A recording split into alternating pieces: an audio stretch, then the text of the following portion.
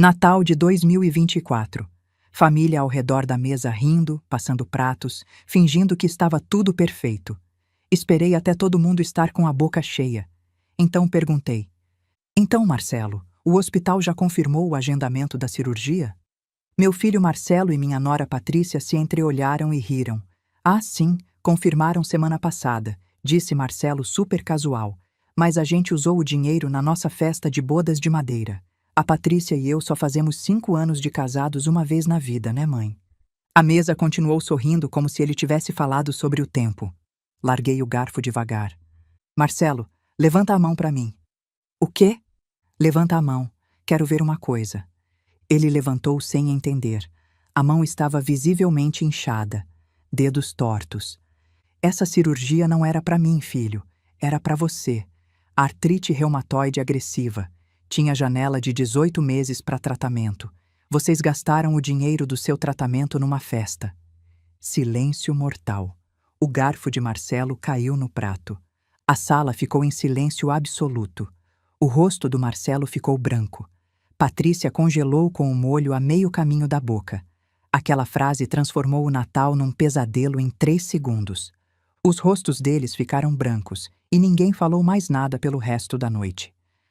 Mas antes de eu continuar, verifique se você já se inscreveu no canal, deixe seu like. E me conte nos comentários de onde você está ouvindo minha história. Quero muito saber até onde ela já chegou. A luz da manhã entrou pelas venezianas antigas da sala, mas eu não tinha me movido do sofá a noite toda. Meu celular ainda estava na mão, tela rachada de quando deixei cair horas atrás. Finalmente desbloqueei de novo e abri o aplicativo da seguradora mais uma vez rezando para ter imaginado aquele número. Saldo disponível para resgate: R$0. 212 mil reais. Sumidos. 12 anos de contribuições mensais na minha previdência privada. Cada centavo que sobrava do aluguel dos 3 apartamentos que sobraram do que Antônio construiu. Cada real da minha aposentadoria como professora que eu não gastava comigo. Tudo ali, guardado, investido, crescendo mês a mês. E agora, 0. Levantei do sofá com as costas doendo. Minhas articulações estalaram. 60 anos pesam quando você passa a noite em claro num sofá que já foi confortável há 20 anos atrás. Caminhei até a cozinha arrastando os chinelos no piso frio de cerâmica. Cada passo ecoava na casa vazia. A pia ainda estava cheia de louça da noite anterior. Pratos com restos de ceia que ninguém tinha tocado depois daquela bomba que soltei. Travessas de farofa endurecida. Vinagrete ressecado. Molho de maionese formando crosta amarelada nas bordas. Abri a geladeira. A luz fraca iluminou as sobras. 2 garrafas de espumante pela metade. Espuma já morta. Uma travessa de peru que ninguém quis levar embora.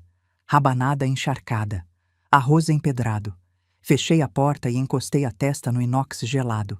O motor da geladeira roncou. Barulho familiar que me acompanhava desde que Antônio morreu. Antônio. Ele estaria com 65 anos agora. Cabelos grisalhos que ele sempre disse que ia deixar crescer quando se aposentasse. Barriga saliente de homem que gostava de cerveja gelada no fim de semana. Riso alto que enchia a casa. Mãos calejadas de tanto trabalhar com construção. Conheci Antônio quando eu tinha 22 anos. Ele tinha 27. Eu era professora recém-formada dando aula num colégio municipal em Petrópolis. Ganhava uma miséria. Morava num quartinho de pensão que dividia com outra professora. Antônio era mestre de obras. Construía casas para ricaços do Rio que queriam refúgio na serra. Ele apareceu no colégio para fazer um orçamento de reforma no telhado. Me viu na hora do recreio organizando fila de alunos.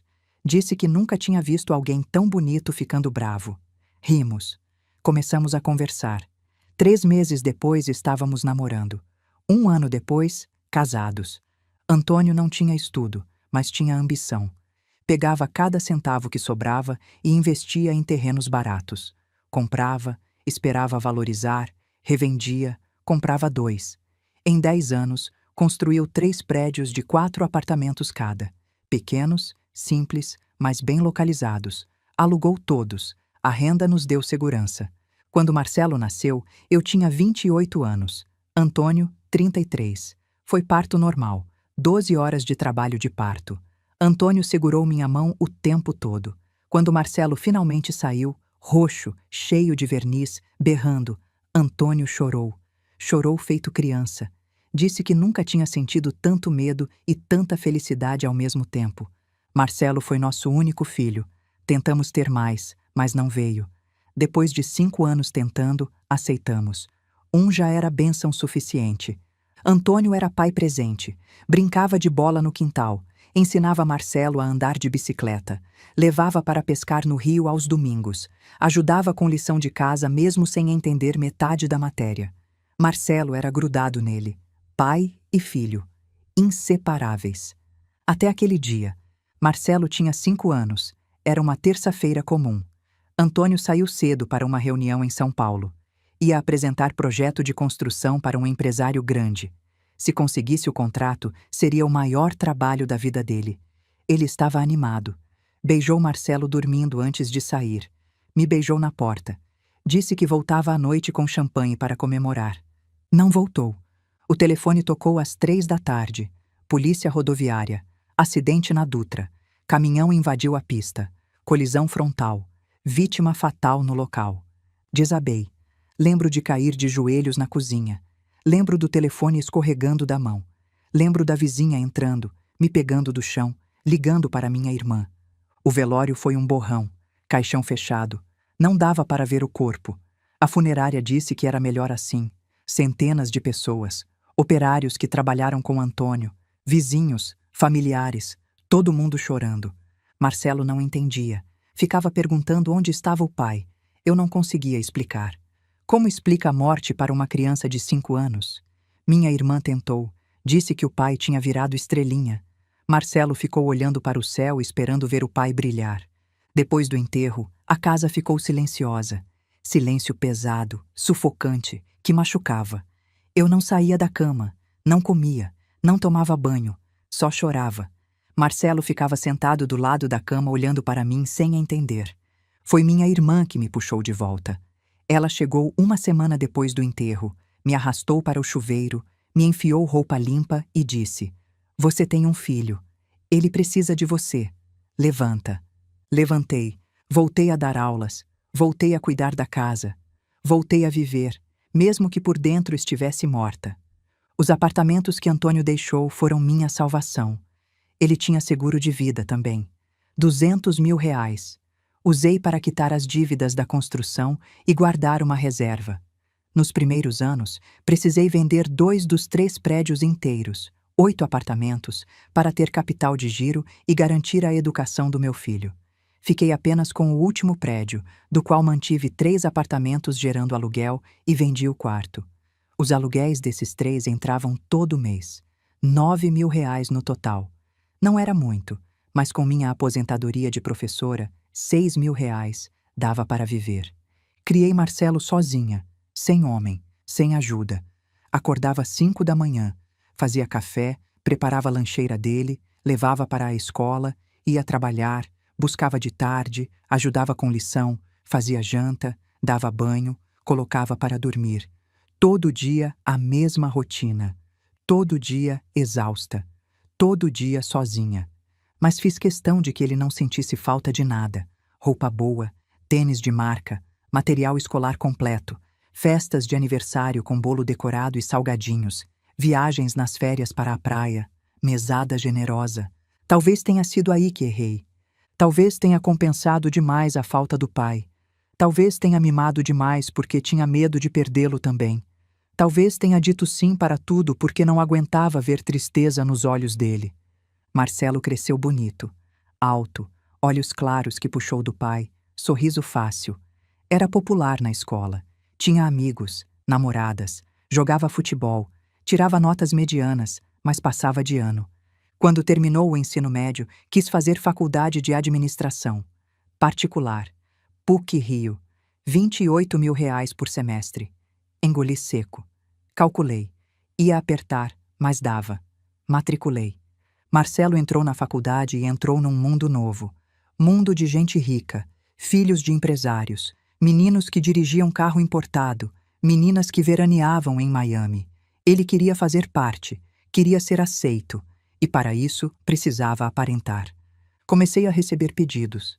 Mãe, preciso de roupa boa para ir nas festas. Todo mundo usa marca. Comprei. Mãe, meus amigos todos têm carro. Eu sou o único que anda de ônibus. É constrangedor. Dei a entrada numa BMW usada.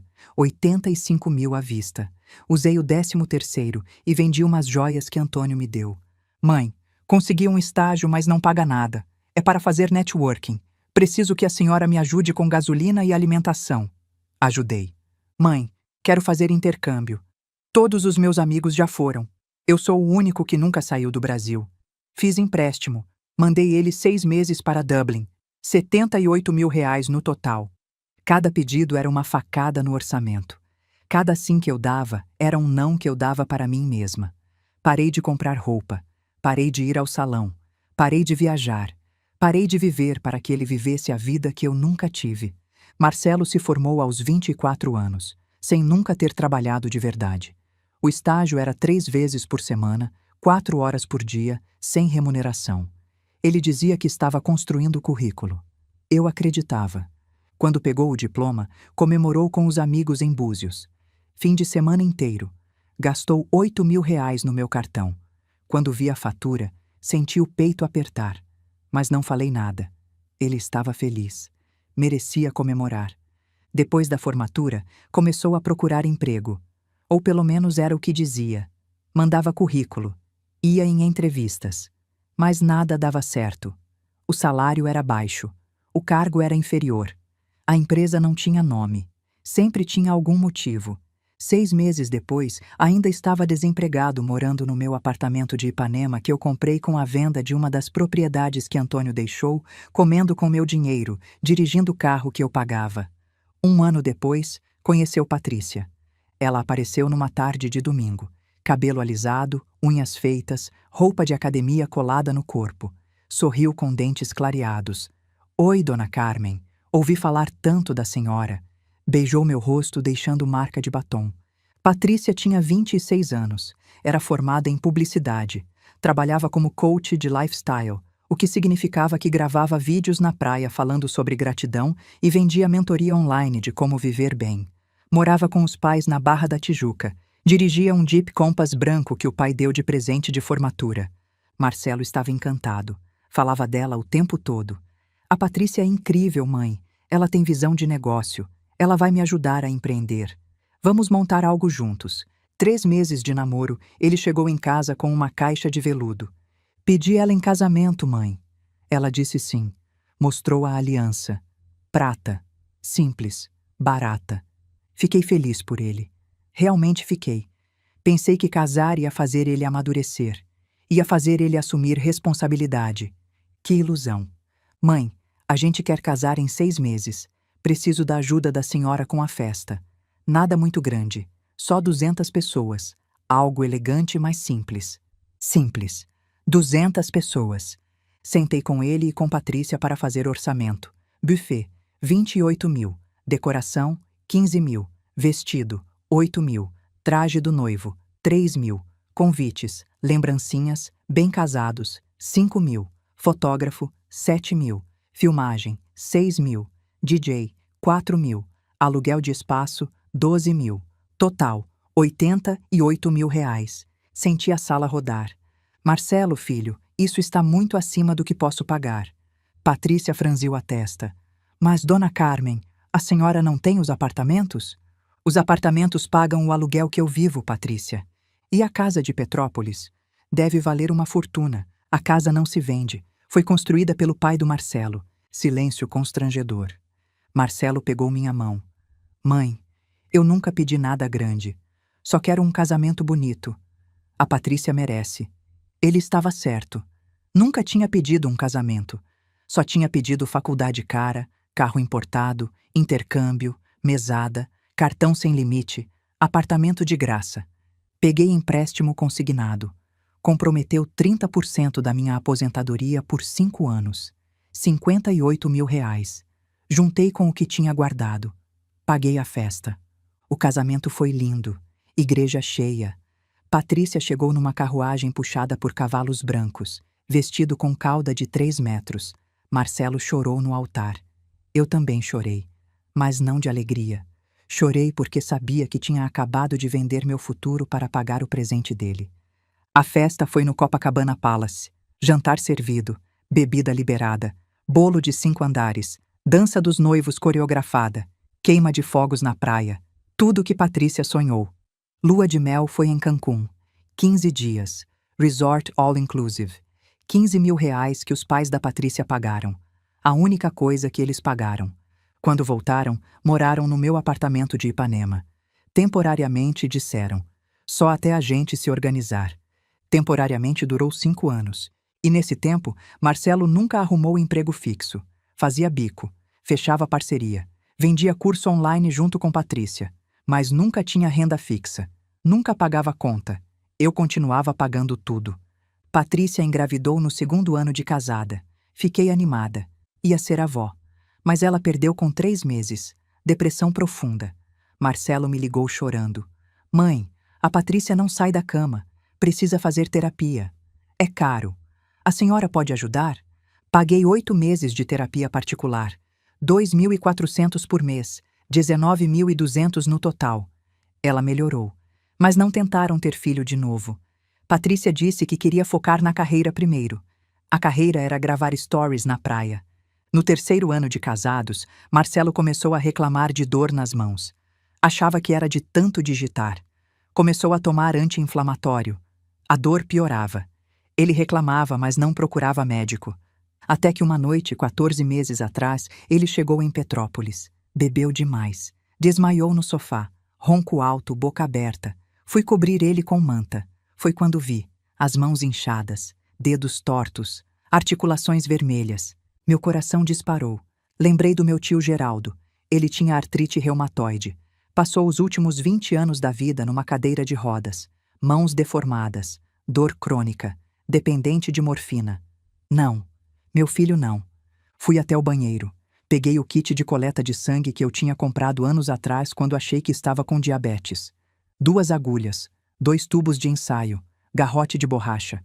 Voltei para a sala. Marcelo continuava desacordado. Amarrei o garrote no braço dele. Localizei a veia. Espetei a agulha. Sangue vermelho escuro encheu o tubo. Coletei 2 amostras.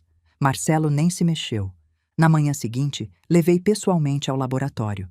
Pedi exame completo de fator reumatoide, VHS, proteína C reativa, anti-CCP. Resultado saiu em 3 dias. Todos os marcadores elevados. Fator reumatoide, 156. Normal seria abaixo de 14. Anti-CCP, 340. Normal seria abaixo de 20. Liguei para Fernando, Dr. Fernando Moreira. Ele era irmão mais novo do Antônio. Médico brilhante, reumatologista renomado no Rio. Quando Marcelo nasceu, foi natural escolhê-lo como padrinho. Confiava nele de olhos fechados. Carmen, isso aqui é artrite reumatoide agressiva. Ele está na fase inicial. Se começar tratamento biológico nos próximos 18 meses, a gente para a progressão. Depois desse prazo, vai ser irreversível. Deformidade permanente. Dor crônica. Incapacidade. Quanto custa o tratamento? Primeira fase é 1 ano de infusões mensais, medicamento biológico importado, acompanhamento rigoroso. 212 mil reais. Desliguei. 212 mil. Eu não tinha, mas ia ter. Naquela mesma semana, abri uma previdência privada, tipo VGBL, benefício fiscal, alta rentabilidade. Coloquei como beneficiário exclusivo, Marcelo Silva. Finalidade, despesas médicas. Comecei a contribuir com tudo que sobrava. R$ 1.000 por mês, às vezes 2.000. Quando recebia restituição de imposto, jogava tudo lá. Quando os inquilinos pagavam aluguel adiantado, separava uma parte. Parei de comer fora, parei de comprar roupa, parei de trocar celular. Economizei em tudo. Durante 14 meses, juntei, fiz aportes, investi. O dinheiro cresceu, rentabilidade boa. Chegou a 212 mil reais exatos. Não contei para ninguém, nem para Marcelo, nem para Patrícia, nem para minha irmã. Era segredo meu. Meu plano para salvar meu filho sem que ele soubesse que estava doente e entrasse em pânico. Marquei a consulta no Sírio-Libanês para dali a 2 meses, data exata para o início da janela ideal de tratamento.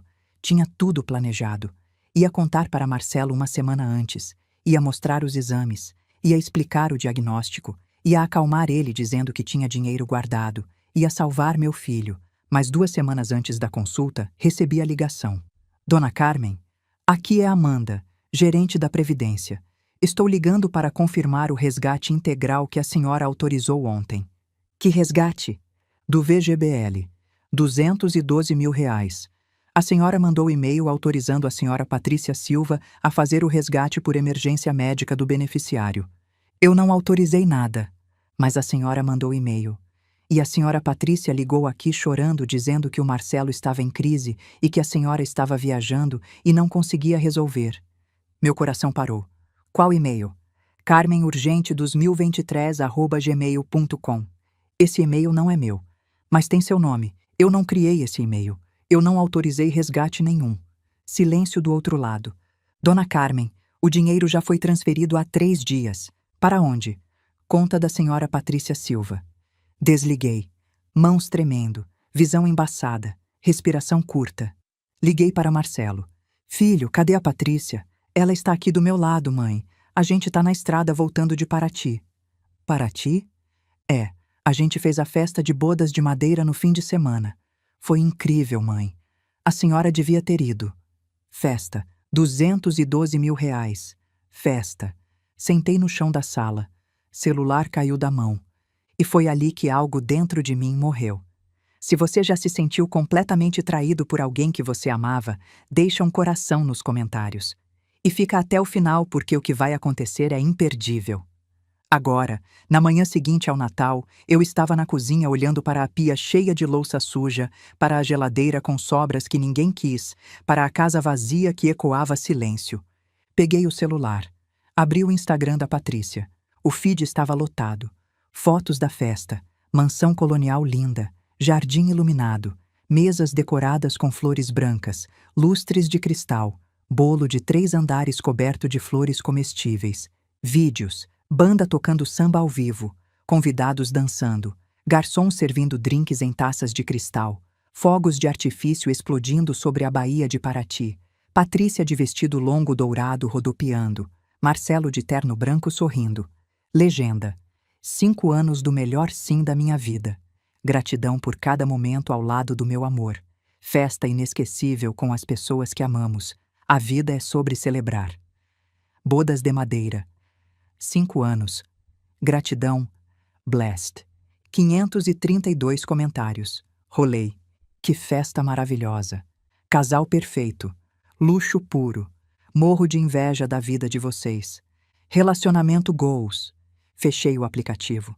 Sentei na mesa da cozinha e abri meu extrato bancário. Rolei os últimos 6 meses. Transferência para Marcelo, R$ 4.500. Descrição: aluguel. Transferência para Marcelo, R$ 3.200. Descrição: condomínio e IPTU. Pagamento cartão adicional. Patrícia, R$ 8.750.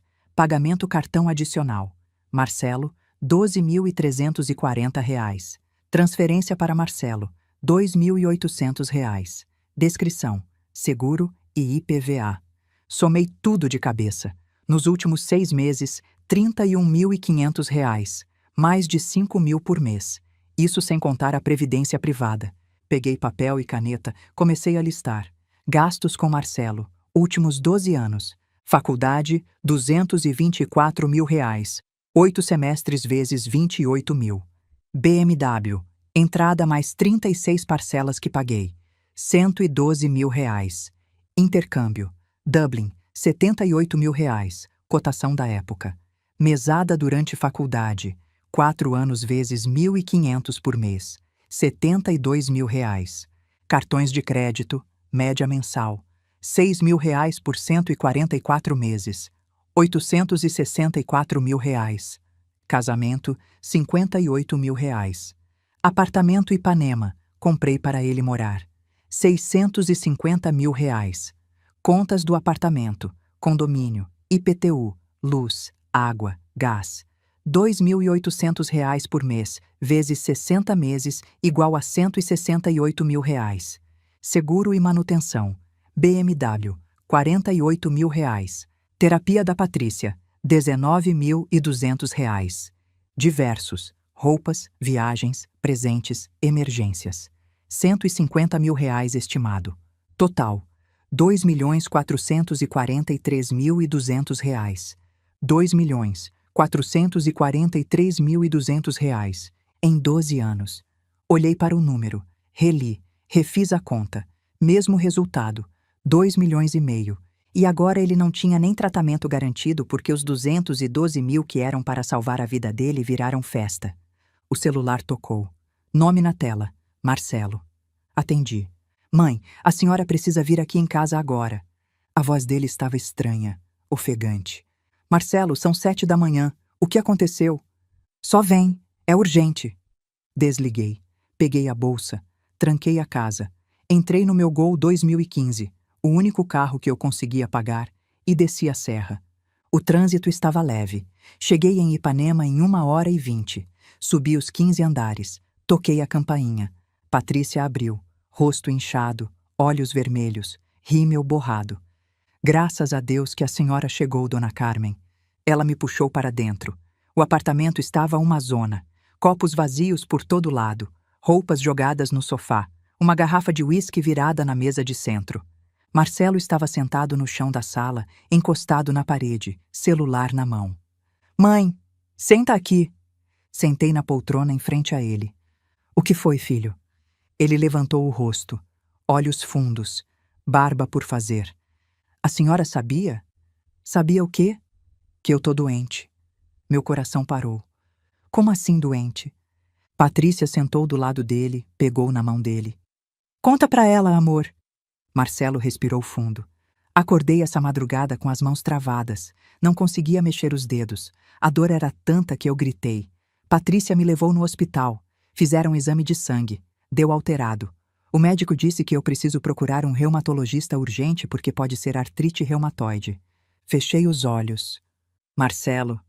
Aí eu lembrei, mãe. Lembrei daquela vez faz uns 14 meses que eu dormi lá em casa e acordei com o braço todo roxo. A senhora disse que era só hematoma, que eu devia ter batido dormindo. Mas não era, né? Abri os olhos. Ele estava me encarando. A senhora coletou meu sangue enquanto eu dormia, não foi? Não consegui falar. Patrícia se levantou. Eu sabia. Eu falei para ele que a senhora fez alguma coisa escondido. Marcelo continuou. Liguei para o padrinho Fernando hoje de manhã. Ele não ia mentir para mim. Sabe o que ele disse? Silêncio. Que a senhora levou meu sangue para ele há 14 meses. Que ele diagnosticou artrite reumatoide agressiva. Que eu tinha uma janela de 18 meses para começar tratamento biológico. Que depois dessa janela, a doença vira irreversível. Lágrimas desceram no rosto dele. Faz 14 meses, mãe. 14. Patrícia cruzou os braços. E agora a gente descobre que a senhora montou uma previdência privada de R$ 200.000 escondida, para o tratamento dele, e que a gente resgatou esse dinheiro achando que era para festa. Marcelo socou o chão. Eu perdi meu tratamento, mãe, por causa de uma festa. Levantei devagar. Você não perdeu por causa da festa, Marcelo. Você perdeu porque eu fui idiota de colocar o resgate dessa previdência no seu nome e no da Patrícia como beneficiários autorizados em caso de emergência médica. Patrícia deu um passo na minha direção. A senhora que autorizou. Eu não autorizei nada. Meu grito ecoou no apartamento. Eu estava em São Paulo. Você ligou para o banco, fingiu que eu tinha autorizado, mandou um e-mail falso do meu nome e roubou R$ 212.000 que eram para salvar a vida do seu marido. Patrícia ficou roxa. Eu não roubei. A senhora disse que era para emergência. Marcelo disse que precisava da festa para conseguir contratos novos. Era uma emergência. Marcelo se levantou cambaleando. Patrícia, cala a boca! Ele se aproximou de mim. Mãe, eu preciso desse tratamento. O médico disse que ainda dá tempo de tentar controlar com medicação cara, mas precisa de dinheiro, muito dinheiro. Dei um passo para trás. E você acha que eu tenho de onde tirar mais R$ 200.000, Marcelo? A senhora tem os apartamentos. Os apartamentos pagam R$ 3.000 de aluguel cada um, 9.000 no total. É o que eu vivo. Não dá para vender. Patrícia entrou na conversa de novo. Então a senhora vende essa casa gigante de Petrópolis que fica vazia o ano todo. Olhei para ela como se estivesse vendo pela primeira vez. Aquela casa foi construída pelo meu marido, pelo pai do Marcelo. Ele morreu naquela casa. É a única coisa que me resta dele. E a saúde do Marcelo? Vale menos que uma casa velha? Algo dentro de mim se rompeu. Peguei minha bolsa. Eu passei 12 anos da minha vida sustentando vocês dois. Paguei faculdade, paguei carro, paguei apartamento, paguei casamento, paguei cada conta que chegava. E em troca, vocês roubaram o único dinheiro que eu juntei para salvar meu filho. Marcelo veio atrás de mim. Mãe, eu não sabia. Eu juro que eu não sabia. Virei para ele. Não sabia? Marcelo, você tem 32 anos. Nunca trabalhou um dia na vida. Nunca pagou uma conta. Nunca se perguntou de onde vinha o dinheiro. Nunca quis saber. Só queria gastar. Eu vou começar a trabalhar. Eu juro. Trabalhar em quê? Você se formou há 8 anos e nunca procurou emprego de verdade. Patrícia gritou da sala. Porque a senhora nunca deixou. A senhora sempre deu tudo de mão beijada. A senhora criou ele assim. Parei na porta. Ela tinha razão. Eu criei. Virei para trás uma última vez. Vocês têm razão. Eu criei esse monstro. Mas a partir de hoje, eu paro de alimentar. Saí e fechei a porta. No elevador, minhas pernas fraquejaram. Segurei na barra. Respirei fundo. Quando as portas abriram no térreo, uma senhora entrou. Ela olhou para mim. A senhora está bem? Estou. Menti. Mas não estava. Entrei no carro. Sentei. Segurei o volante. E aí veio. 12 anos de choro represado saindo de uma vez. Soluços que doíam no peito. Lágrimas que embaçavam tudo. Chorei por 1 hora dentro daquele Gol velho estacionado em Ipanema. Quando não tinha mais nada para sair, limpei o rosto, liguei o carro e voltei para Petrópolis. No caminho, parei num posto. Comprei um chip novo. Coloquei no celular. Peguei o celular antigo e desliguei. Número novo. Vida nova. Você já precisou cortar alguém da própria vida para poder respirar? Comenta aqui embaixo. E continua comigo porque o que aconteceu no tribunal vai te deixar de queixo caído. Quando cheguei em casa, era 12h. Sentei no escritório que foi do Antônio. A mesa dele ainda estava lá. Os livros dele nas estantes. A caneta que ele usava para assinar contratos. Abri meu notebook. Entrei no site do banco. Troquei todas as senhas. Removi todos os cartões adicionais. Cancelei todos os débitos automáticos que não eram meus. Depois liguei para a imobiliária. Alô, aqui é Carmen. Eu quero vender os 3 apartamentos. A corretora ficou em silêncio. Os 3, dona Carmen? Os 3. Quero vender rápido. Pode baixar o preço se precisar. Mas e a renda da senhora? Eu me viro. Desliguei. Depois liguei para o Recursos Humanos da Prefeitura. Aqui é Carmen Oliveira. Eu me aposentei há 5 anos como professora. Gostaria de saber se posso voltar a dar aulas como contratada temporária. A moça do outro lado digitou alguma coisa. Podemos sim, professora Carmen. A senhora pode passar aqui amanhã para conversar? Posso. Desliguei. Sentei na cadeira do Antônio e olhei pela janela. O jardim estava precisando de poda. As flores que ele plantou estavam tomando conta de tudo. Amanhã eu ia cuidar disso. Amanhã eu ia começar a cuidar de mim. A campainha tocou às 2h. 3 dias depois daquela conversa em Ipanema. Levantei assustada. Coloquei o roupão. Desci as escadas. Olhei pelo olho mágico. Marcelo, Patrícia e uma mulher que eu conhecia bem. Dona Lúcia, mãe da Patrícia. Abri a porta. Os 3 entraram sem pedir licença. Marcelo estava com os olhos inchados. Patrícia segurava um tablet. Dona Lúcia tinha uma cara de poucos amigos. Mãe, a gente precisa conversar. São 2h, Marcelo. E daí? A senhora acha que eu consigo dormir? Patrícia jogou o tablet na mesa de centro. A senhora cancelou todos os nossos cartões. Não eram seus, eram meus. A BMW foi rebocada hoje, Marcelo gritou. O banco executou, levaram meu carro. Um carro que eu paguei e que você nunca teve condição de manter. Dona Lúcia cruzou os braços. Carmen, eu vim aqui como mãe. Minha filha está casada com seu filho há 5 anos. Vocês são família. Família se ajuda. Eu ajudei durante 12 anos, Dona Lúcia, sozinha. E sabe quantas vezes a senhora ajudou? 0. Porque a senhora sempre quis bancar tudo. Sempre quis ser a madrinha generosa. Eu banquei porque era minha obrigação como mãe. Onde estava o senhor Rogério quando o Marcelo precisou de mensalidade da faculdade? Onde estava a senhora quando precisou de dinheiro para o casamento? Patrícia levantou a voz. Meus pais pagaram a lua de mel. 15 mil reais em Cancún. Eu paguei 58 mil na festa. Marcelo se aproximou. Ele estava mancando. Mãe, olha para mim. Olha como eu tô. Olhei. As mãos dele estavam inchadas, os dedos tortos. Ele mal conseguia fechar o punho. Eu preciso de tratamento, preciso de dinheiro. E a senhora tem? Não tenho. Tem sim, Patrícia berrou. A senhora tem essa casa, tem 3 apartamentos, tem aposentadoria. Os apartamentos estão à venda. A casa não se toca. A aposentadoria é minha. Dona Lúcia deu um passo à frente.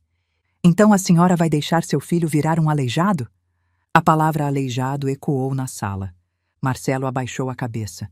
Respirei fundo. Eu montei uma previdência de 212 mil reais para o tratamento dele. Sua filha roubou e gastou numa festa. Não foi roubo! Patrícia gritou. A senhora autorizou. Eu não autorizei nada. Você forjou um e-mail. Eu não forjei. Então me mostra esse e-mail. Silêncio. Me mostra, Patrícia. Ela desviou o olhar. Dona Lúcia tentou outra estratégia. Carmen, você é mãe. Eu sei que você tá magoada, mas no fundo, você ama seu filho. E mãe não abandona filho. Eu não tô abandonando. Eu tô parando de ser mãe e ATM ao mesmo tempo. Marcelo se sentou no sofá, colocou a cabeça entre as mãos. Eu não aguento mais sentir dor, mãe. O coração apertou, mas não cedi. Então arruma um emprego, paga um plano de saúde, corre atrás do tratamento. Em 3 dias? Ele levantou o rosto, lágrimas descendo. Como que eu arrumo emprego, plano de saúde e tratamento em 3 dias? Do mesmo jeito que eu criei você sozinha aos 28 anos, sem manual de instrução. Patrícia jogou uma pasta na mesa. Já que a senhora quer ser assim, a gente também vai. Abri a pasta. Eram papéis do cartório. Intimação de ação de alimentos gravíssimos. Marcelo Silva versus Carmen Oliveira. Olhei para ele. Você tá me processando por pensão? Dona Lúcia respondeu no lugar dele. Não é pensão, é alimentos gravíssimos. Seu filho está doente, sem condições de trabalhar, sem renda. A obrigação de sustento não acaba aos 18 anos quando há doença incapacitante. Marcelo continuou chorando. Eu não queria fazer isso, mãe. Mas fez. Patrícia sorriu. Um sorriso maldoso. E a senhora vai perder, porque o juiz vai ver que a senhora tem condições e vai obrigar a senhora a pagar tratamento, remédio, moradia, tudo. Dona Lúcia pegou a pasta de volta. A audiência é semana que vem. A senhora vai ser notificada oficialmente em 2 dias. Sugiro que arrume um advogado. Os 3 se levantaram. Marcelo parou na porta. Olhou para trás. Eu te amo, mãe, mas eu preciso me salvar. E saíram. Fechei a porta. Encostei nela. E pela primeira vez, não senti culpa. Senti raiva. No dia seguinte, procurei um advogado. Liguei para uma amiga professora, Sônia. Sônia, você conhece algum advogado bom de direito de família? Conheço. Doutora Beatriz Andrade. Ela é fera. Por quê? Meu filho tá me processando por pensão alimentícia. Silêncio chocado do outro lado. Meu Deus, Carmen, passa no WhatsApp que eu te mando o contato dela. Recebi o contato. Liguei imediatamente. Escritório Andrade e Associados. Preciso falar com a doutora Beatriz. É urgente. Ela está em reunião, mas posso agendar para amanhã. Por favor, diga que é sobre ação de alimentos gravíssimos. Audiência semana que vem. Um momento. Música de espera. Voz feminina, firme, decidida. Beatriz Andrade, me conta o caso. Contei tudo, desde Antônio, desde os 5 anos do Marcelo, os 12 anos de sustento, os 2 milhões gastos, a doença, a previdência, o roubo da Patrícia, a festa de 200 mil e agora o processo. Ela ouviu tudo sem interromper. No final, suspirou. Carmen, vou ser direta com você. Ação de alimentos gravíssimos tem base legal quando existem 3 coisas: necessidade de quem pede, capacidade de quem paga e vínculo familiar. Seu filho tem doença incapacitante. Você tem aposentadoria e imóveis. E você é mãe dele. Tecnicamente, ele tem chances de ganhar. Meu estômago embrulhou. Mas sempre tem um mais. Você sustentou ele a vida inteira. Gastou 2 milhões. Juntou dinheiro para o tratamento que foi roubado pela esposa dele. Isso pesa. E pesa muito. Se a gente provar que houve estelionato, que o dinheiro do tratamento foi desviado intencionalmente, a gente pode reverter. Como prova? Você tem a gravação da ligação do banco? Tem o laudo do IP do e-mail falso? Tem os extratos da Previdência? Tenho tudo. Então traz tudo para mim amanhã. E Carmen? Sim? Você vai ter que olhar para o seu filho no tribunal e não fraquejar. Vai ter que ser forte. Consegue? Olhei pela janela. Montanhas verdes, céu azul, sol brilhando. Consigo! No dia seguinte fui ao escritório dela. Prédio comercial no centro de Petrópolis. 10º andar. Doutora Beatriz tinha uns 50 e poucos anos.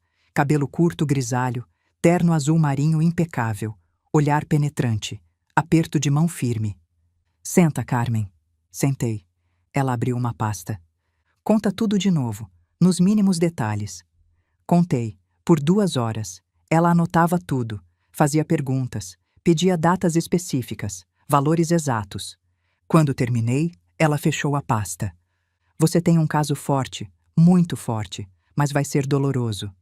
Eu sei. Não, você não sabe. Eu vou ter que expor tudo, cada centavo que você gastou, cada sacrifício que você fez. Vou ter que mostrar que seu filho é um parasita, que a esposa é criminosa, que eles destruíram a própria vida por ganância e irresponsabilidade.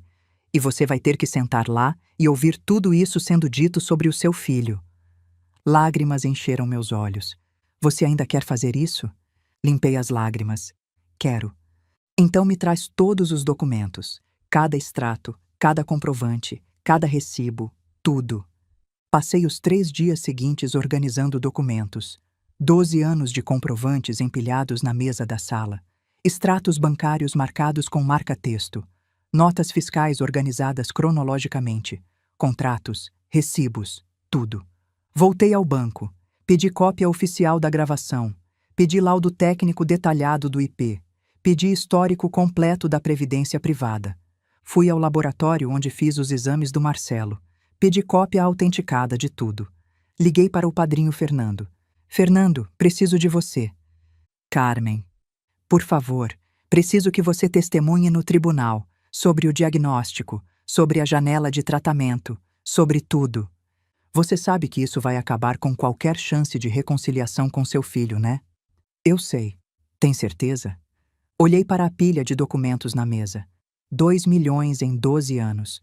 2 milhões que poderiam ter sido viagens, roupas, conforto, vida.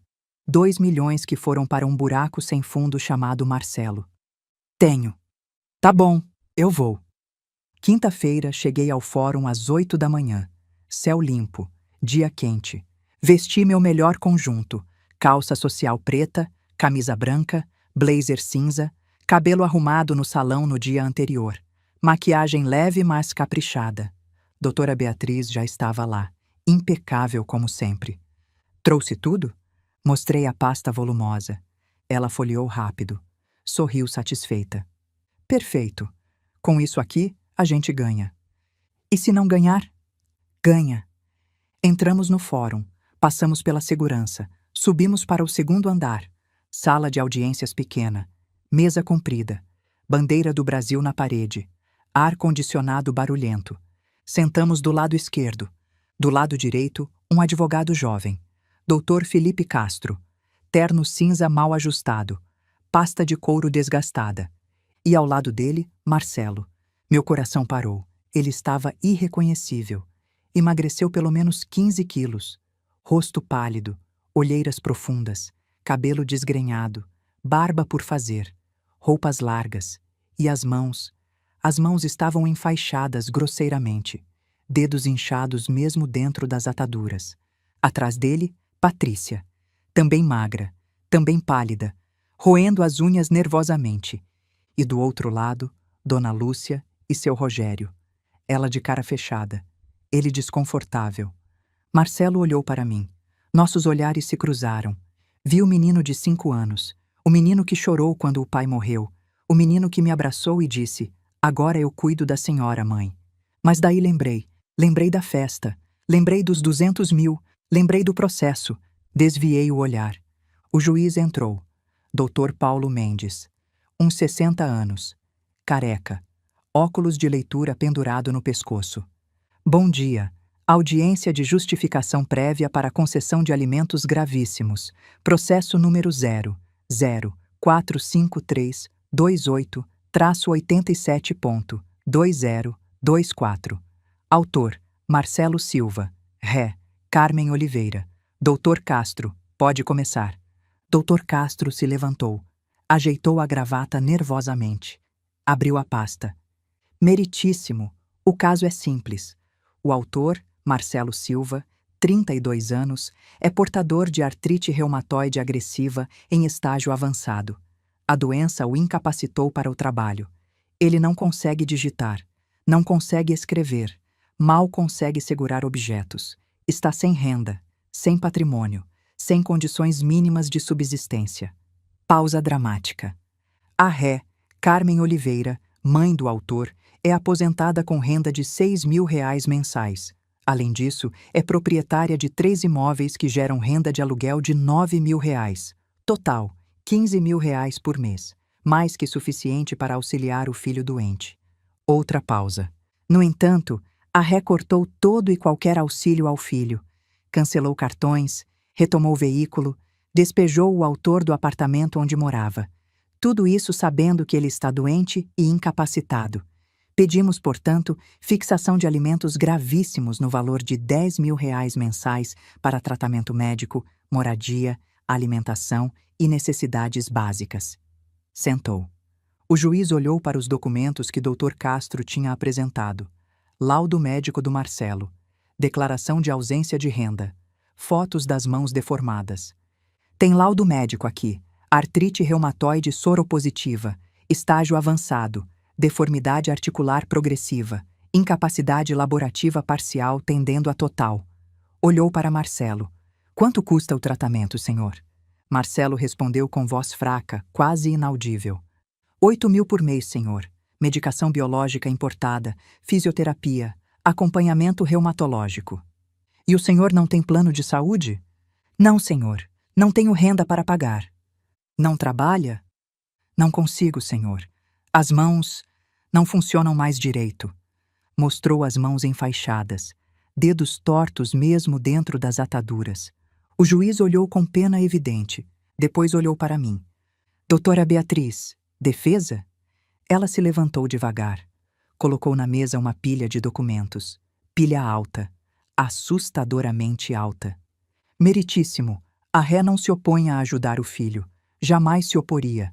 Mas há um contexto que o juízo precisa conhecer antes de decidir. Abriu a primeira pasta. A Ré, Carmen Oliveira, ficou viúva aos 28 anos, sozinha com um filho de 5. Trabalhou como professora durante 32 anos, sempre com salário modesto. Aposentou-se com proventos de R$ 6.000. Possui 3 apartamentos deixados pelo falecido marido que geram renda de aluguel. Abriu a segunda pasta. Nos últimos 12 anos, a Ré sustentou integralmente o autor. Pagou faculdade particular, R$ 224.000. Deu entrada e pagou 36 parcelas de veículo BMW, R$ 112.000. Financiou intercâmbio de 6 meses em Dublin, R$ 78.000. Pagou mesada durante a faculdade, R$ 72.000. Arcou com gastos de cartão de crédito do autor, R$ 864.000, ao longo de 144 meses. O juiz interrompeu. 864 mil em cartão de crédito? Sim, meritíssimo. Média de R$ 6.000 por mês durante 12 anos. Está tudo documentado aqui. Passou os extratos. O juiz começou a folhear, olhos arregalando a cada página. Doutora Beatriz continuou. Mas a Ré pagou o casamento do autor, R$ 58.000. Comprou apartamento em Ipanema para o autor morar, R$ 650.000. Pagou todas as contas desse apartamento durante 5 anos, R$ 168.000. Pagou seguro e manutenção do veículo, R$ 48.000. Pagou terapia para a esposa do autor, R$ 19.200. E diversos gastos menores que somam aproximadamente R$ 150.000. Pausa para deixar os números afundarem. Total gasto pela ré com o autor nos últimos 12 anos, R$ 2.443.200. Silêncio absoluto na sala. O juiz tirou os óculos, esfregou os olhos, colocou os óculos de volta. 2.400.000? Sim, senhor. Cada centavo comprovado documentalmente. Dr. Castro tentou se levantar. Mas isso é irrelevante, meritíssimo. Sustento de filho é obrigação parental. O autor tem 32 anos. Doutora Beatriz cortou. Formou-se há 8 anos. É plenamente capaz. Obrigação alimentar encerra aos 18, ou no máximo aos 24, em caso de graduação universitária. Tudo que a ré fez depois disso foi generosidade. Generosidade que totalizou mais de R$ 2 milhões. O juiz olhou para Marcelo. O senhor tem 32 anos. Formou-se há 8 anos. Por que nunca trabalhou? Marcelo abaixou a cabeça. Eu estava buscando oportunidades adequadas à minha formação. Durante 8 anos? Silêncio. Responda. Sim, senhor. Doutora Beatriz abriu a terceira pasta, a mais importante. Mas o mais grave, meritíssimo, é que a doença do autor tinha tratamento, e esse tratamento foi roubado. O juiz franziu a testa. Como assim roubado? Há 14 meses, a ré descobriu que o autor tinha artrite reumatoide. Ela coletou sangue dele enquanto dormia e levou para análise. O diagnóstico confirmou artrite agressiva. O reumatologista informou que havia uma janela de 18 meses para início de tratamento biológico. Após essa janela, a doença se tornaria irreversível. Marcelo levantou a cabeça, olhos arregalados. A ré, sozinha, sem contar para ninguém, abriu uma previdência privada. Durante 14 meses, contribuiu mensalmente. Juntou R$ 212.000. O valor exato solicitado pelo hospital para 1 ano de terapia biológica. Passou o extrato da Previdência. O juiz estudou. Ela estava prestes a iniciar o tratamento do filho. Tinha tudo programado. Consulta marcada. Dinheiro separado. Ia salvar a vida dele. Pausa dramática. Mas aí aconteceu o roubo. Todos na sala estavam hipnotizados. A esposa do autor, Patrícia Silva, ligou para a seguradora. Disse que a ré estava no exterior, que o autor estava em crise médica e que tinha autorização para resgatar a previdência. Enviou um e-mail falso em nome da ré, autorizando o resgate. Passou a gravação para o juiz. Ele ouviu com fone, a voz de Patrícia chorando. Por favor, preciso do dinheiro urgente. A Carmen está na Europa. O Marcelo está muito mal. O juiz desligou o fone, rosto endurecido. Esse e-mail era falso? Sim, senhor. Aqui está o laudo técnico do IP. O e-mail foi enviado do apartamento do autor em Ipanema, não da casa da ré, e a ré nunca criou esse endereço de e-mail. Passou o laudo. O juiz leu. Olhou para Patrícia. A senhora criou um e-mail falso em nome da ré? Patrícia ficou vermelha. Começou a gaguejar. Eu não... Quer dizer... Sim ou não? Silêncio. Dona Lúcia cutucou Patrícia. Sussurrou algo. Patrícia respirou fundo. Sim. E para que foi usado esse dinheiro? R$ 212.000? Doutora Beatriz respondeu. Para uma festa de bodas de madeira, aluguel de mansão em Paraty, banda famosa, fogos de artifício, 300 convidados, tudo documentado aqui nas notas fiscais. Passou as notas. O juiz leu cada uma, rosto ficando cada vez mais fechado. Banda, 40.000. Fogos, 25.000. Local, 70.000. Buffet, 50.000. Decoração, 27.000. Vocês gastaram R$ 212.000 numa festa de casamento enquanto esse dinheiro era para tratar uma doença grave? Marcelo tentou falar. Eu não sabia, meritíssimo. Eu juro que não sabia. Como não sabia? A festa foi sua. Mas eu não sabia de onde tinha vindo o dinheiro. A Patrícia disse que tinha conseguido um patrocínio. Patrícia levantou. Eu disse que era dinheiro da Carmen. Disse que ela tinha liberado. Você mentiu! Marcelo gritou de volta. O juiz bateu o martelo com força. Silêncio! Os dois sentam agora. Sentaram.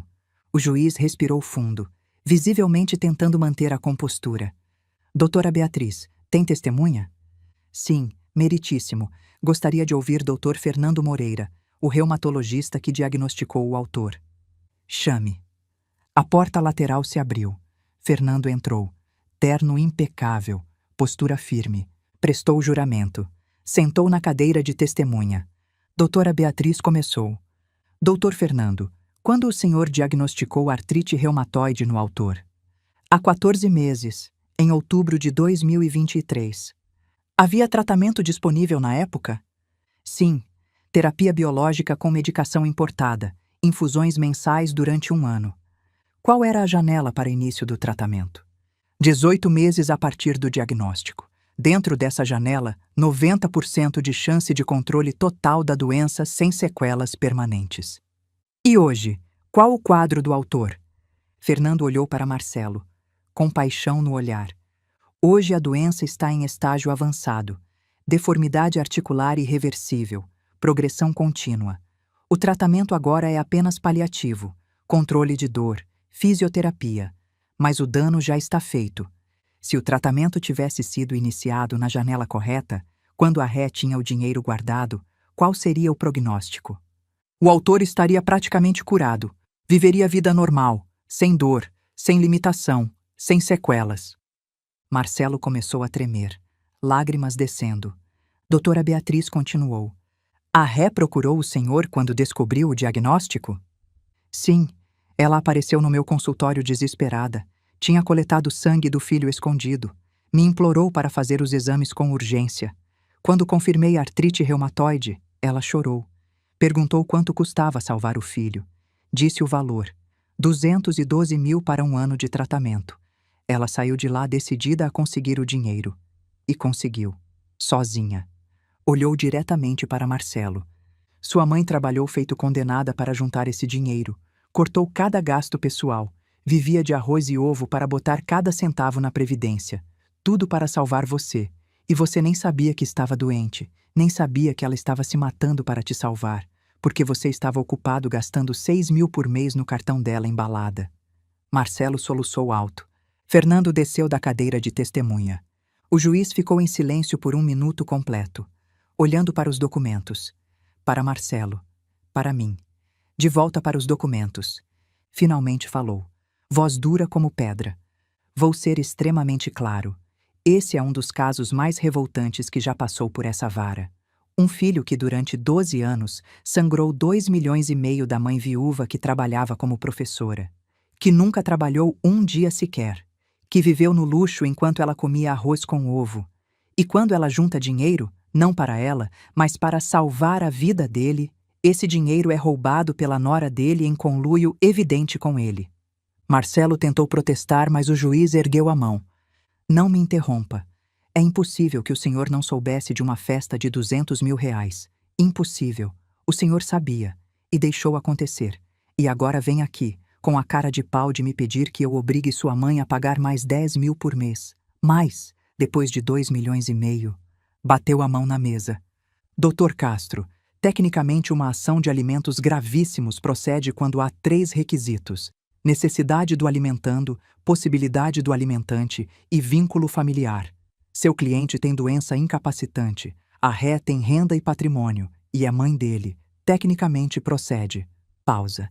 Mas o direito não é apenas técnica, é justiça. E seria uma monstruosa injustiça obrigar essa mulher, que já deu tudo, literalmente tudo, a continuar sustentando um filho que destruiu a própria vida por irresponsabilidade e ganância. Bateu o martelo. Julgo improcedente o pedido de alimentos gravíssimos. O autor é maior, é capaz, teve todas as oportunidades e desperdiçou todas. Mais grave, contribuiu direta ou indiretamente para o desvio de recursos destinados ao próprio tratamento. Não cabe à ré arcar novamente. Determina o encaminhamento dos autos ao Ministério Público para a apuração de crime de estelionato contra Patrícia Silva, artigo 171 do Código Penal. Custas processuais por conta do autor. Está encerrado. Último batida de martelo. Final. Definitiva. Marcelo desabou na cadeira. corpo inteiro tremendo. Patrícia começou a chorar compulsivamente. Dona Lúcia levantou furiosa. Isso é um absurdo. A senhora vai pagar por isso, Carmen. Doutora Beatriz se colocou na frente. A senhora está desrespeitando a decisão judicial. Sugiro que se retire antes que seja conduzida coercitivamente. Seguranças se aproximaram. Dona Lúcia saiu batendo o pé. Rogério atrás, cabeça baixa. Patrícia foi carregada para fora quase desmaiando. Marcelo ficou sentado, sozinho, chorando. Olhei para ele. Última vez. O menino de 5 anos já não existia mais. Levantei. Saí da sala com doutora Beatriz. No corredor respirei fundo, ar fresco, liberdade. Carmen, você foi incrível, foi forte, foi justa. Eu só falei a verdade. Agora vai para casa, descansa, vive, você merece. Abracei ela, apertado. Obrigada, por tudo. Disponha sempre. Desci as escadas do fórum, cada degrau mais leve. Entrei no carro. Liguei o motor. Olhei pelo retrovisor. Meus olhos estavam diferentes, mais vivos, mais presentes. Dirigi de volta para Petrópolis. Montanhas nunca pareceram tão bonitas. Justiça foi feita. Se você está torcendo por mim, deixa um "mereceu" nos comentários. E não vá embora agora porque o meu recomeço vai te inspirar. Os meses seguintes foram de transformação silenciosa. Não aconteceu nada espetacular. Nenhum momento de cinema onde tudo se resolve num grande finale emocionante. Foi mudança lenta, gradual, como planta crescendo. Você não vê acontecer, mas um dia olha e percebe que está diferente. Os 2 apartamentos venderam em menos de 3 semanas. 590 mil reais caíram na minha conta. Depois de impostos, comissões e taxas, sobraram 505 mil líquidos. Transferi para uma aplicação conservadora que rendia uns 2.500 por mês. Somado ao aluguel do apartamento restante e minha aposentadoria, tinha agora 11.500 de renda mensal.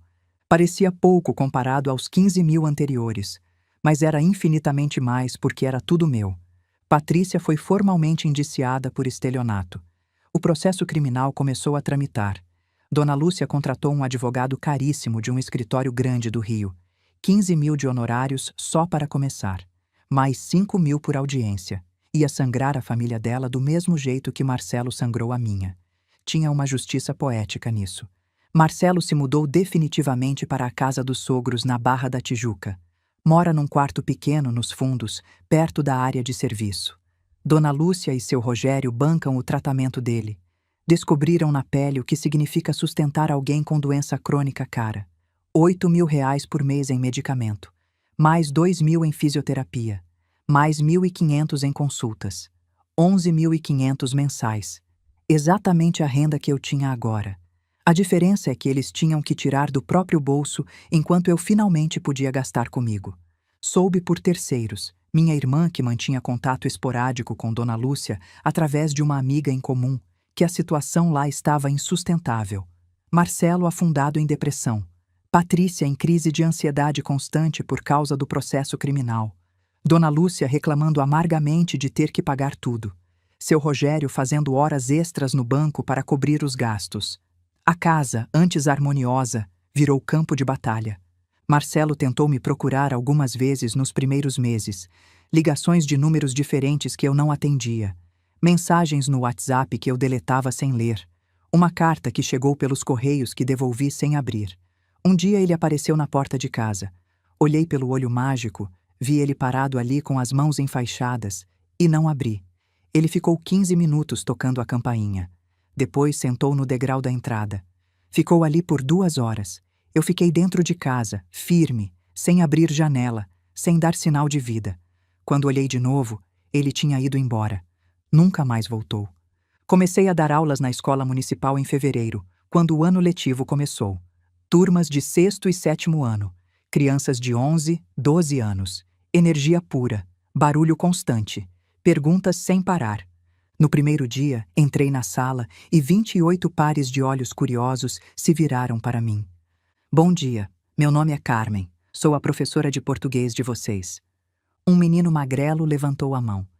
A senhora é muito velha para ser professora? Risadas da turma. Antigamente eu teria ficado constrangida. teria me sentido ofendida. Dessa vez, sorri. Tenho 60 anos. Já fui professora durante 32 anos antes de me aposentar. Voltei porque gosto de ensinar. E porque vocês, mesmo sendo bagunceiros, são mais agradáveis que muitos adultos que conheci. Mais risadas. Mas dessa vez comigo, não de mim. Aquelas crianças se tornaram parte da minha rotina. 3 vezes por semana, 4 horas por dia, eu vivia cercada de energia jovem, perguntas honestas, risadas genuínas. Eles me chamavam de tia Carmen, mesmo eu pedindo para me chamarem de professora Carmen. Desisti de corrigir. Tia Carmen era carinhoso. Levava bala para distribuir quando se comportavam bem. Contava histórias da minha época de professora. Ensinava português através de músicas que eles gostavam. Virava amiga deles sem perder a autoridade. Uma menina chamada Júlia, magrinha, quieta, sempre sentada no fundo, começou a me procurar depois das aulas. Tia Carmen, posso fazer uma pergunta? Claro, Júlia. A senhora acha que eu consigo ser escritora mesmo sendo pobre? Meu coração apertou. Júlia, talento não tem classe social. Se você tem dom para escrever, vai ser escritora, independente de quanto dinheiro sua família tem. Mas minha mãe disse que escritor não ganha dinheiro, que eu tenho que fazer alguma coisa prática. Sua mãe está preocupada com você, é normal. Mas você pode fazer as duas coisas. Pode estudar algo prático e escrever nas horas vagas. Foi o que eu fiz. Fui professora a vida toda, mas sempre escrevi poesia no meu tempo livre. Os olhos dela brilharam. A senhora escreve poesia? Escrevo. Nunca publiquei nada, mas escrevo desde os 15 anos. Posso ler? Hesitei. Nunca tinha mostrado meus poemas para ninguém, além de Antônio. Trago alguns na próxima aula. Fui para casa, abri o baú velho no quarto onde guardava meus cadernos de poesia. Tinha pelo menos 20 cadernos cheios. 45 anos de poesia. Escolhi alguns poemas mais adequados para uma criança de 12 anos. Digitei no computador. Imprimi. Na aula seguinte, entreguei para Júlia. Ela leu ali mesmo, na sala de aula, enquanto eu explicava a regência verbal para o resto da turma. Quando terminou, tinha lágrimas nos olhos. Tia Carmen, isso é muito bonito. Obrigada, querida. A senhora devia publicar.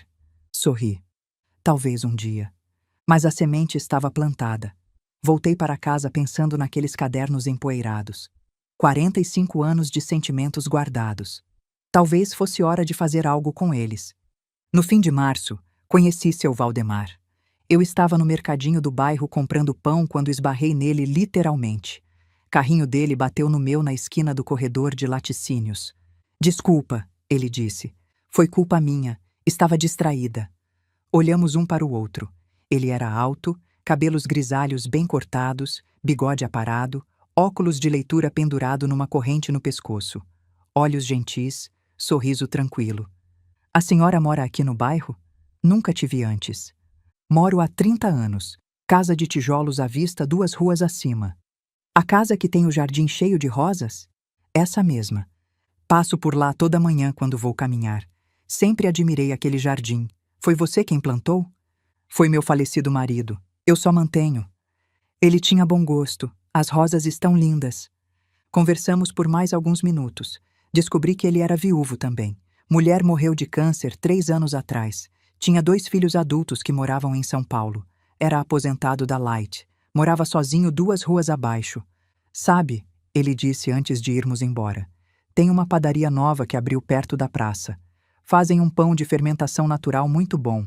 Se quiser experimentar, posso te mostrar no sábado. Meu primeiro instinto foi recusar. Não, obrigada, não quero incomodar. Mas me forcei a responder diferente. Adoraria. Sábado de manhã, nos encontramos na praça. Caminhamos até a padaria. Compramos pão quentinho. Sentamos num banco da praça comendo pão com manteiga e tomando café que compramos num carrinho ali perto. Conversamos por 2 horas, sobre tudo, sobre nossos casamentos, sobre viuvez, sobre filhos, sobre aposentadoria, sobre a vida que tínhamos e a vida que nos restava. Valdemar era fácil de conversar. Não julgava, não aconselhava quando não era pedido. Só ouvia.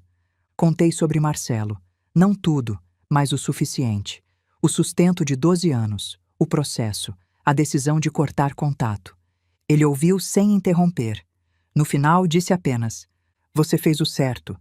Amor de mãe é infinito, mas não pode ser suicida." Aquela frase me marcou. Amor não pode ser suicida. Começamos a nos encontrar todo sábado. Café na praça, caminhada pelo bairro, conversa tranquila, sem pressão, sem expectativa, só companhia. Em maio, ele me convidou para jantar na casa dele. Nada fancy, só um macarrão com molho que eu faço. Dizem que fica bom. Fui. A casa era pequena, mas aconchegante. Sala com sofá velho, mas limpo. Estante cheia de livros, fotos da família nas paredes, cheiro de molho de tomate cozinhando. Jantamos na mesinha da cozinha. Macarrão estava realmente bom. Conversamos sobre livros, filmes, músicas que gostávamos. Depois do jantar, ficamos na sala ouvindo MPB antiga. Chico Buarque, Caetano, Gal. Ele não tentou nada, não insinuou nada. Só ficou ali, sentado no sofá, ouvindo música comigo. Quando fui embora perto das 10, ele disse: "Gostei muito da sua companhia, Carmen." "Eu também gostei da sua, Valdemar." "Podemos repetir?" "Podemos." E repetimos. Viramos amigos. Amigos que se veem regularmente. Amigos que se importam um com o outro. Nada romântico, nada físico. Só uma amizade genuína entre duas pessoas que já viveram muito e agora querem viver em paz. Em junho, finalmente fiz algo que vinha adiando. Reformei a casa. Peguei 20 mil dos 500 mil que tinha guardado e contratei um pedreiro. Pintei tudo. Paredes brancas frescas, substituindo a tinta amarelada de 15 anos atrás. Consertei infiltrações. Troquei torneiras que pingavam. Arrumei o telhado. Coloquei piso novo na cozinha. Reformei o banheiro inteiro. Azulejos novos, box de vidro, chuveiro elétrico moderno. A casa renasceu. Depois da reforma estrutural, parti para os móveis. Doei tudo que era velho e sem uso. Sofá desgastado, mesa arranhada, cadeiras mancas, cama que rangia. Comprei tudo novo. Não luxo, mas qualidade. Sofá confortável de 3 lugares. Mesa de jantar de madeira clara com 6 cadeiras. Cama com colchão ortopédico novo. Guarda-roupa espaçoso. Estante para livros. Escrivaninha para escrever. Gastei mais 15 mil na mobília. Total, 35 mil na casa. Antigamente, eu teria me sentido culpada. Isso é desperdício. Não preciso disso. Posso viver com o que tenho. Dessa vez, não senti nada além de satisfação. Minha casa, meu dinheiro, minha escolha. Quando ficou pronta, convidei Valdemar para ver. "Carmen, ficou linda, parece casa nova." Está nova. 30 anos de descuido, agora consertado. Fizemos churrasco no quintal para inaugurar. Só nós dois. Carne, salada, cerveja gelada, música ambiente, conversa boa. "Você está diferente", ele disse no meio do churrasco. "Diferente como?" "Mais leve, mais presente, como se tivesse voltado a morar no próprio corpo." Pensei sobre isso. Ele tinha razão. Durante 12 anos, eu tinha vivido em função do Marcelo. Cada decisão, cada gasto, cada pensamento era filtrado através da pergunta: como isso afeta meu filho? Agora, pela primeira vez em 12 anos, eu vivia em função de mim mesma. "Voltei mesmo", respondi. "Fiquei ausente muito tempo, mas voltei." Em julho, aconteceu algo inesperado. Júlia, a menina da escola que gostava de escrever, me procurou depois da aula. "Tia Carmen, vou fazer um sarau na biblioteca municipal. É para jovens escritores lerem seus textos. Queria saber se a senhora pode ler alguns dos seus poemas." "Júlia, eu não sou jovem escritora. Mas a senhora escreve, e escreve bem. Por favor, seria uma honra ter a senhora lá." Olhei para aqueles olhos brilhantes, cheios de esperança. Como eu podia recusar? "Tá bom, eu vou." O sarau era numa sexta à noite.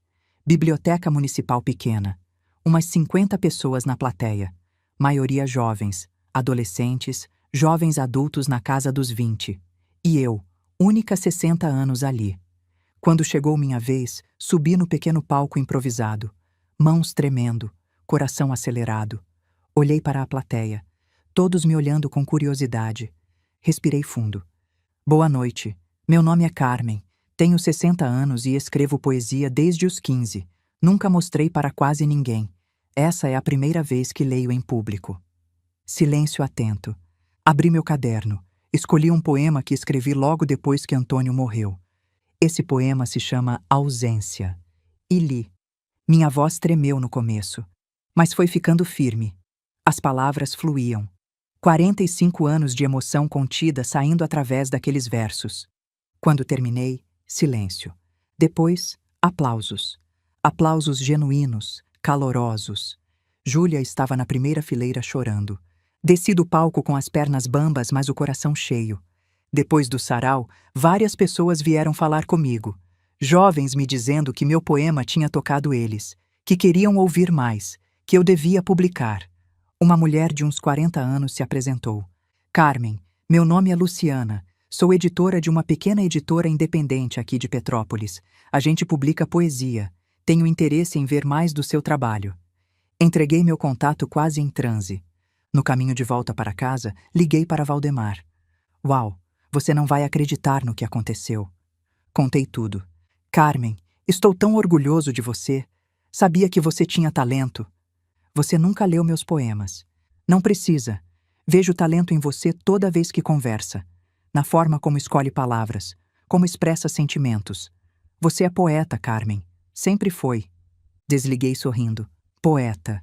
Eu, Carmen Oliveira, professora aposentada, mãe que escolheu se salvar, viúva que aprendeu a viver de novo. Poeta. Luciana me ligou uma semana depois. Carmen, li tudo o que você mandou. É lindo, genuíno, doloroso, real. Quero publicar. Publicar como? Um livro, coletânea dos seus melhores poemas, uns 60, 70 poemas. A gente faz edição pequena primeiro, 1000 exemplares. Vê como o público recebe. Se vender bem, a gente faz segunda edição. Mas quanto custa? Para você, nada. A gente assume o risco. Você recebe 10% de royalties sobre cada venda. Não acreditei. Você tá falando sério? Completamente. Você toparia? Toparia? Era o sonho que eu nem sabia que tinha. Topo. Passamos agosto e setembro trabalhando no livro. Eu selecionando poemas, Luciana editando, sugerindo mudanças mínimas, organizando em ordem temática. O livro teria 5 seções: amor, perda, solidão, recomeço, liberdade. Cada seção contava parte da minha história sem contar explicitamente. Era autobiografia emocional. Escolhemos o título, Raízes Soltas. A capa seria foto de uma árvore antiga com raízes expostas, livres, não mais presas na terra. Em outubro, recebi a primeira cópia impressa. Segurei nas mãos tremendo. Meu livro, meu nome na capa, minhas palavras eternizadas em papel. Chorei. Chorei de alegria pura. Mostrei para Valdemar. Ele leu ali mesmo, sentado no meu sofá novo, enquanto eu fazia café. Quando terminou, tinha lágrimas nos olhos. Carmen, isso é... Não tenho palavras. É profundo, é verdadeiro, é você. Abracei ele. Obrigada por estar aqui comigo nesse momento. Não tem outro lugar onde eu preferiria estar. O lançamento foi marcado para novembro, numa livraria pequena do Centro Histórico de Petrópolis. Convidei as pessoas que importavam, Valdemar, Júlia e mais alguns alunos da escola, minha irmã que veio de Curitiba especialmente, Sônia e algumas amigas professoras antigas, doutora Beatriz, que se tornou amiga depois do processo. Não convidei Marcelo, não porque quisesse machucá-lo, mas porque aquele momento era meu, só meu, e ele não fazia mais parte da minha vida. Na noite do lançamento, a livraria estava cheia, umas 80 pessoas, muito mais do que esperava. Luciana fez uma introdução linda apresentando meu trabalho. Depois, me chamou para ler. Escolhi 3 poemas, um sobre amor, Antônio, um sobre perda, viuvez, um sobre liberdade, recomeço. Minha voz não tremeu. Estava firme, segura, presente. Aplausos no final. Fila para autografar livros. Vendi 43 exemplares naquela noite. 43 pessoas compraram meu livro. Minha poesia. Minha alma em papel. Quando finalmente acabou, já passava da 10. Valdemar me esperou até o final. Vamos comemorar? Ele perguntou. Vamos. Fomos num restaurante italiano pequeno perto dali. Pedimos vinho, massa, sobremesa. Comemoramos vida. No caminho de volta, já em casa, sentei na varanda com uma taça de vinho olhando as estrelas.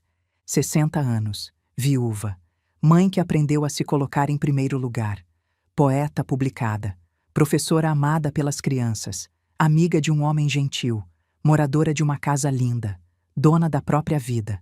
Tudo que perdi, tudo que ganhei. O saldo estava positivo. Em dezembro de 2025, um ano depois daquele Natal fatídico, acordei sozinha na minha casa silenciosa.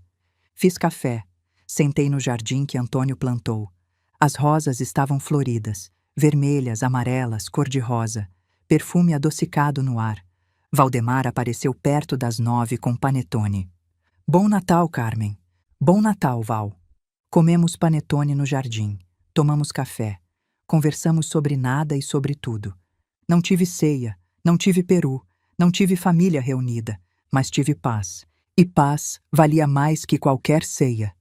À tarde, minha irmã ligou de Curitiba. Oi, Car. Feliz Natal. Feliz Natal, Dé. Como você tá?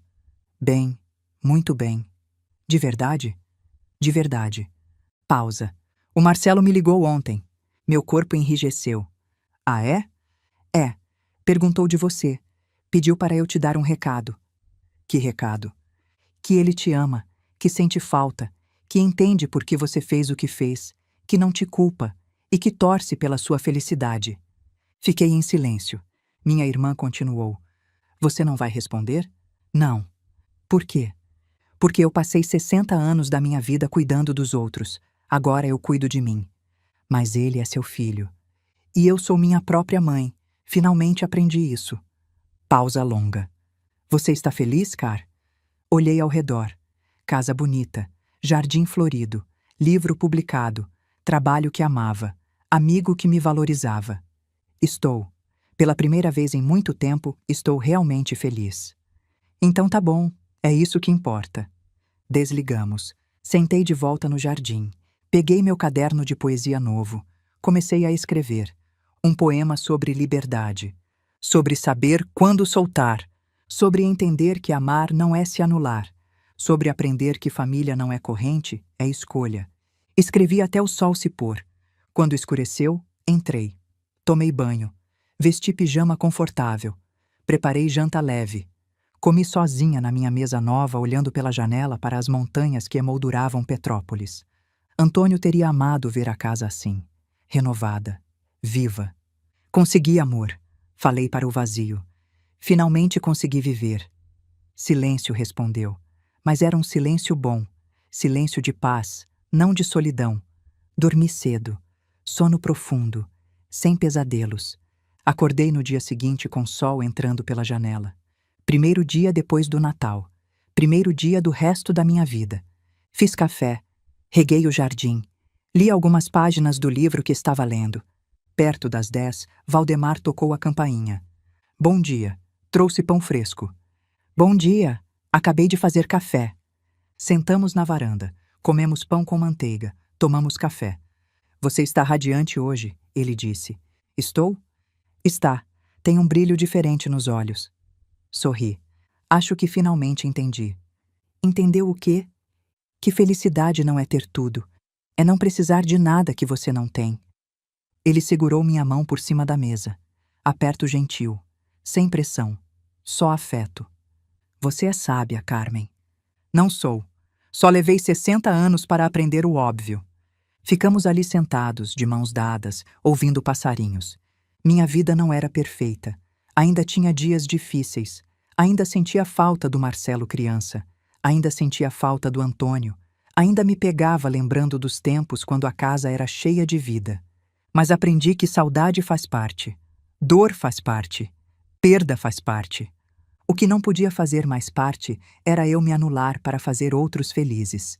Hoje tenho 62 anos, cabelos castanhos com fios grisalhos que não pinto mais porque gostei do visual.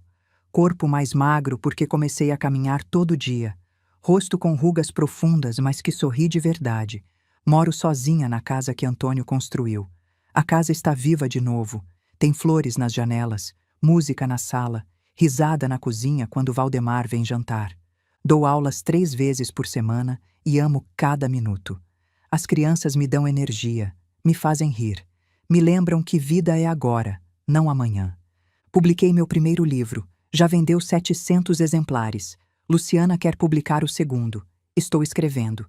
Tenho um amigo que me valoriza sem me cobrar, que está presente sem ser invasivo, que me faz companhia sem me sufocar. Tenho uma casa bonita, confortável, cheia de coisas que escolhi porque gostei, não porque eram baratas. Tenho dinheiro no banco. Não muito, mas suficiente. E pela primeira vez, esse dinheiro é meu para gastar comigo. Às vezes olho para a foto do Marcelo criança que ainda está pendurada na parede da sala. Menino de 5 anos sorrindo com 2 dentes faltando, e sinto aperto no peito. Mas não é culpa, não é arrependimento. É saudade do que foi, não do que é. E aprendi que isso é ok. Aprendi que amar não é dar tudo.